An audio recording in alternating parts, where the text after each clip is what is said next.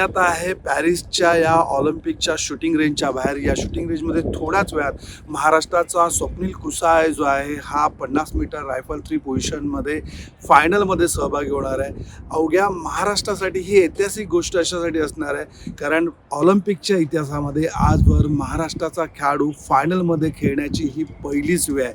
यापूर्वी खाशाबा जाधव यांनी हेलसिंकी ऑलिम्पिकमध्ये कुस्तीमध्ये भारताला ब्रॉन्झ मेडल जिंकून दिलं होतं. त्यानंतर लिएंडर पेसने टेनिसमध्ये ब्रॉन्झ मेडल जिंकून दिलं होतं. परंतु फायनलमध्ये खेळणारा स्वप्नील कुसाळे हा पहिला खेळाडू ठरणार आहे.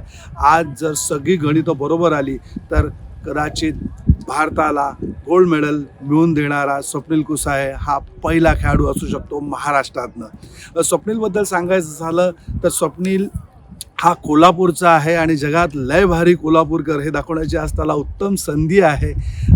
खूप कष्टातनं तो इथवर आलेला आहे. त्याचं कुटुंब पाहिलं तर वारकरी संप्रदायातलं त्यांचं कुटुंब आहे. पॅरिसला सुद्धा म्हणजे जसं पंढरपूरला वारकऱ्यांची विठोबाला भेटायला जातात त्या श्रद्धेने प्रत्येक ऑलिम्पियन जो आहे तो पॅरिसला येत असतो कारण याच पॅरिसमध्ये जो आधुनिक ऑलिम्पिकचा जो जन्मदाता आहे पॅरिस दि कुबर्तीन याची ही जन्मभूमी आहे. त्यामुळे ऑलिम्पियन पॅरिसमध्ये आलेला 100 वर्षानंतर पॅरिसमध्ये ऑलिम्पिक होते आणि हा सुवर्णयोग साधून आज स्वप्नील कुसाळे काय कमाल करतोय हे पाहण्यासाठी अवघा भारत देश उत्सुक असेल. एबीपी माझा, उघडा डोळे बघा नीट.